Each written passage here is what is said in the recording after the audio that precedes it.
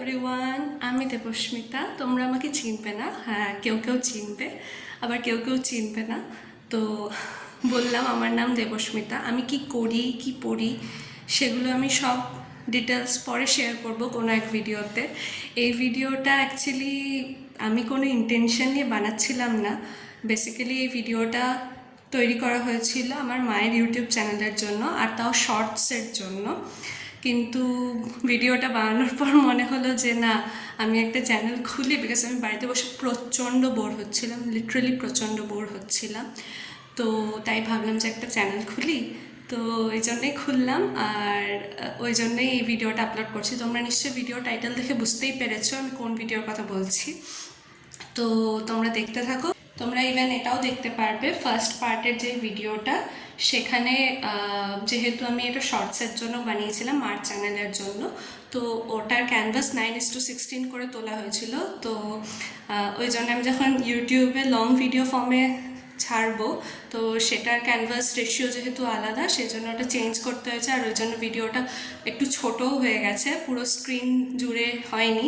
কিন্তু পরের দিকে আমরা ঠিক করে নিয়েছিলাম সেটা, যখন ডিসাইড করলাম যে না একটা চ্যানেল খুলি। তো তোমরা দেখতে থাকো, তোমাদের ভালো লাগলে নিশ্চয়ই জানাবে, লাইক শেয়ার কমেন্ট সাবস্ক্রাইব করতে ভুলবে না। আর বাস এটাই, দেখতে থাকো। টাটা। হাই, গুড আফটারনুন সবাইকে। হ্যালো। আজকে একটা ছোট্ট ভিডিও করতে এলাম। এই প্রথম আমি ভিডিও করছি। এই যে আমার মেয়ে বহুদিন ধরে এই ঘরটাকে জমিয়েছে, আজকে ওর শখ হয়েছে ঘরটাকে ভাঙবে। আমি অনেক বারণ করলাম যে ঘরটা থাকুক, বলছে অনেক দিনের পুরনো পয়সা মা, এগুলো আর অচল হয়ে যাবে, আজকে ঘরটাকে ভাঙি। তাহলে বেশ ঠিক আছে, চল নে ভাঙ। চলো দুজনে একসাথে। ওর খুব ইচ্ছে ঘরটাকে ভাঙবো, সবাইকে দেখাবো। বললাম ঠিক আছে চল, রেডি 1 2, রেডি 1 2। I'm here.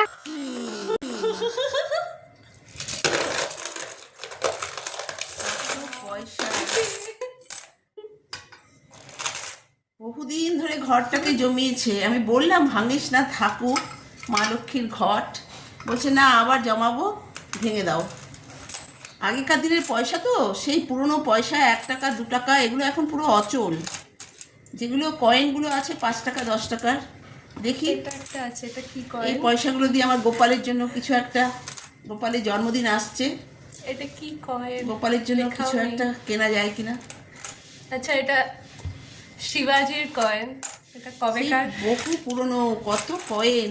বা 2 এই টাকা, 1 টাকা 2 টাকা নোটগুলো তো এখন রিক্সাওয়ালা, 50 টোটোওয়ালা, পয়সাও আছে। এমনকি ভিখিরিরাও নিতে চায় না এই পয়সাগুলো। মানে ওদেরকে দিলে না, ওরাও বলে যে এই পয়সাগুলো চলবে না, অন্য টাকা দিন। এই যে কয়েনগুলো 5 টাকার কয়েনগুলো, এটা দু এগুলো টাকার দিয়ে কয়েন। যদি কিছু একটা হয়। 2 টাকার কয়েন দেখো, এরকম।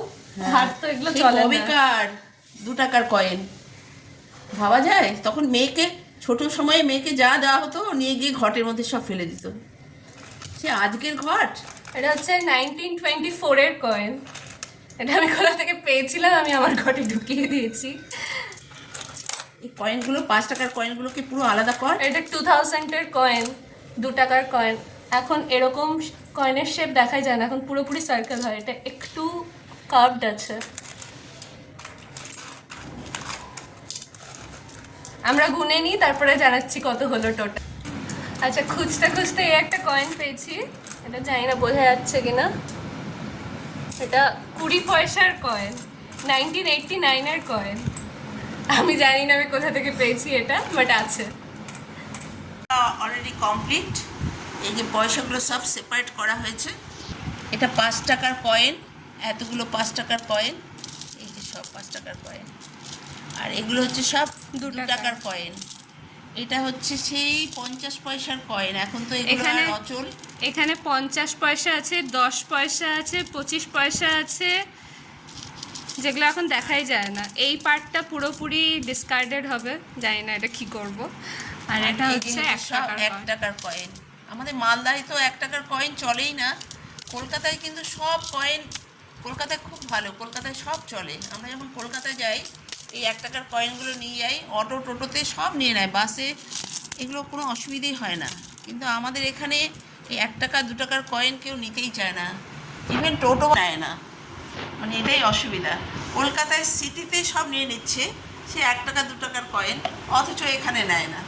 যাই হোক, এগুলো যত্ন করে কলকাতা যাবো যখন তখন আবার নিয়ে যাব, ওখানে গিয়েই খরচা করব। ওকে, বাই, টাটা।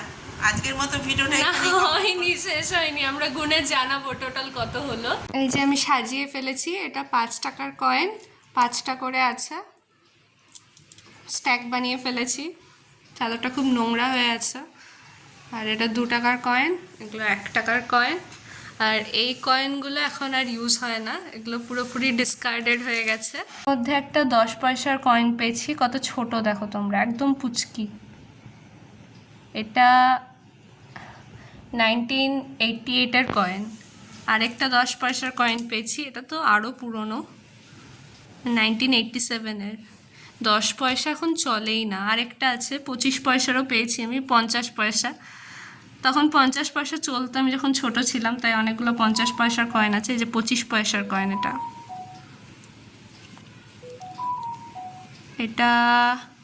2000 এটা। আর এরকম অনেক কয়েন আছে, এরকম 10 পয়সার কয়েনও আছে। আমি প্রথমে ভেবেছিলাম 10 টাকার কয়েন, তারপরে বুঝলাম 10 পয়সার কয়েন। 10 লেখা দেখে খেয়াল করিনি যে পয়সা লেখা আছে তারপরে। আর এটা একটা বড় কয়েন, এটা কি কয়েন? আচ্ছা, এটাও 10 পয়সার কয়েন। বা 10 পয়সার অনেক ভ্যারাইটি পেয়েছি। আর এই সব কিছু টোটাল মিলিয়ে হয়েছে 678। খুব একটা বড় অ্যামাউন্ট না, বাট ঠিক আছে। এই কিছু একটা কিনে নেব, গোপুর জন্য হয়তো একটা জামা কিনবো, দেখি, ভাবিনি এখনো কি কিনবো, কিন্তু ভালো লাগছে ভেঙে। আরেকটা আমরা খুব জলদি ভাঙবো, ওটারও ভিডিও বানাবো, ওটা আরও পুরনো, তো ওইটাতে দেখি কি কি পাওয়া যায়। ওটা আমার দাদার ঘর অ্যাকচুয়ালি, তো দাদা যখন ফিরবে তখন দাদার সামনেই ভাঙবো ওটা, দাদাও দেখবে কি কি কয়েন পাওয়া গেছে। তো আজকের জন্য এইটুকুই, টাটা।